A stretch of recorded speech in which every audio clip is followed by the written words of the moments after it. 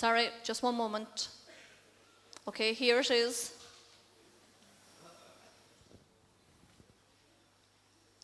So we're here with the International Catholic Foundation. We are here because of them, here in Italy. It's nice to be here in Italy. And where do I come from?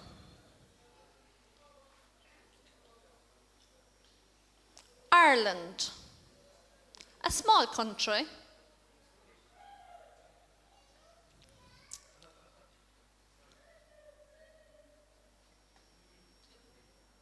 The NCDP is where I work. I work with the National Chaplaincy for Deaf People. My role within the chaplaincy is to do pastoral work. It's a mixture of social work. In times I do work in schools. Other times I prepare the liturgy service, preparations for funerals, baptisms, working with parents to encourage them to be involved in the Christian community. So in general, that's the type of work that I am involved in. Today's title.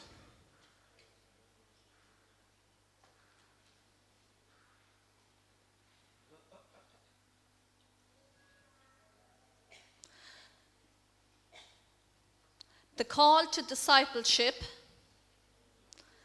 That is a very long word, so I'm trying to think, what is the meaning of discipleship? Of course it is a follower of Christ. Does that mean just to be a friend of Jesus? Does it mean that we have to have an in-depth relationship with Jesus? Does it need to be relationships with others? So these are questions I had asked myself. So what are people's personal experiences? It means differently to different people. The paper I will be giving today is related to interviews I did last year with deaf adults between the ages of 30 to 55 within that category.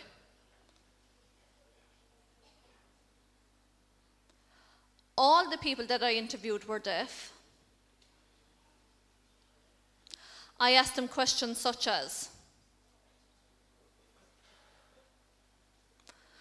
I asked them for each of those individuals, what their experiences were and the effects of their upbringing.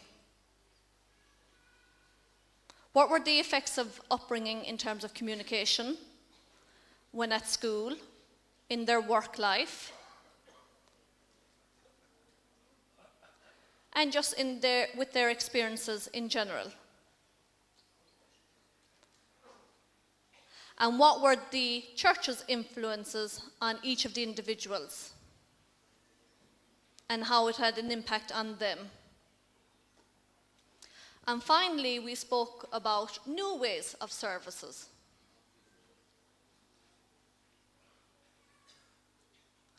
So the life of deaf people.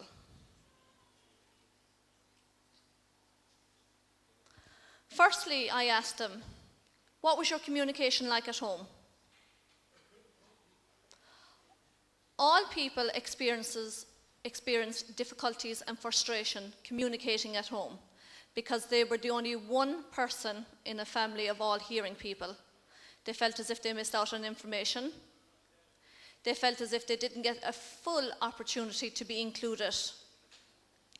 Some of them, while growing up, they started to get a system in place that they were able to lip read and what was the best way that we could communicate with family members. Of course, on a one-to-one basis it was fine, but once a family gathering happened, they felt as if they were missing out on things.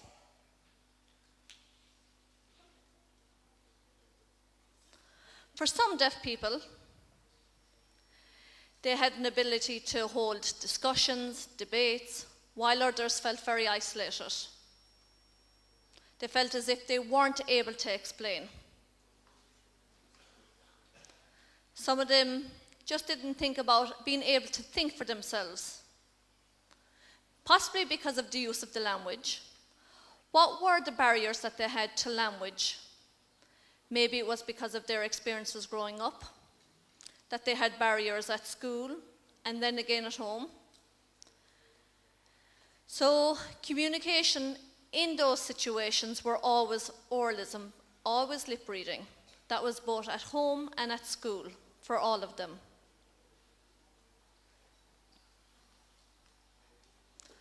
So when each of them went to school, to a deaf school,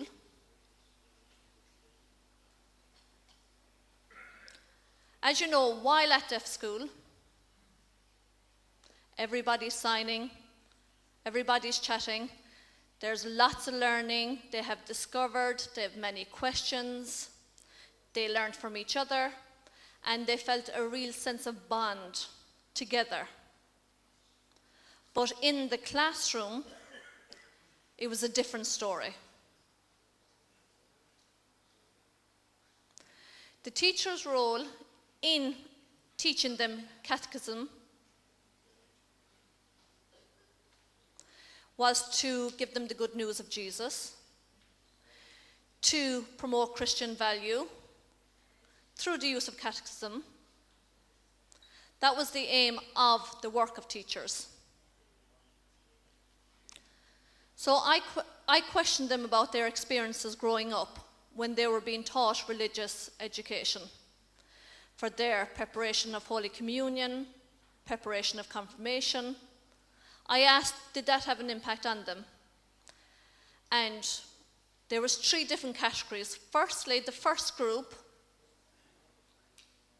In general, each of the 3 groups had very little memory of the preparation of communion and confirmation. It wasn't a memory that was long-lasting for them. Within the first group, they felt that their experience of being taught about communion, confirmation, made little impact on their lives, in their adult life.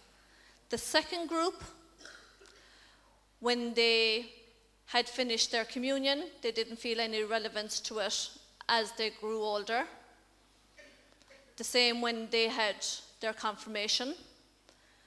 When they were in discussions, they felt that there were some influences, that the classroom discussions helped them to feel as if they were more involved in the discussions and for them to understand themselves better. The third group, they felt it was their duty. It was their duty to be involved, to be a part of God's family, a part of the Christian family, that it was just our duty and thought no more of it. And one example. One person that I interviewed, and they explained that what learning they had received, what the difference was between sin and doing wrong. They went to confession one day, said all the things that they had done wrong, and I did wrong because I was told that I used sign language and that was wrong, so the person went to confession and said, I have done wrong by using sign language. But then the priest said that it is not wrong to use sign language. It is not a sin. But the person was amazed. They had realized that at that point that there was a difference between wrong and sin, that they were not the same thing. And that was a big learning curve for that person, what the meaning of sin was and what the meaning of wrong was.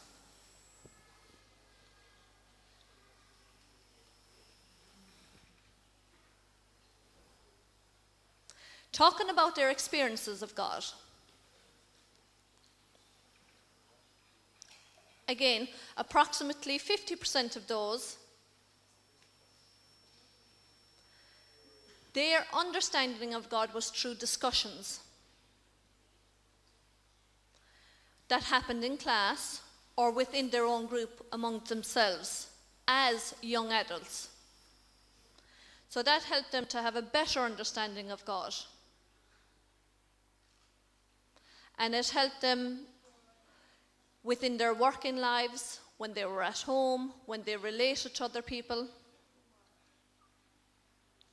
Within the second group, when I asked them the same question, and I asked, who is God?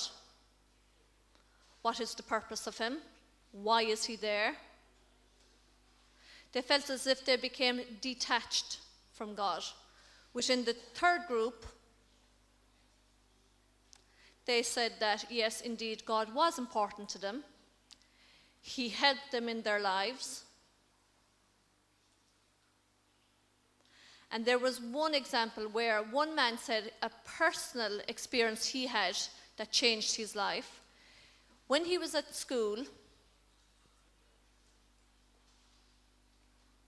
he was learning the teachings of God. He would go to Mass with his family as an adult, and he felt good when he did that.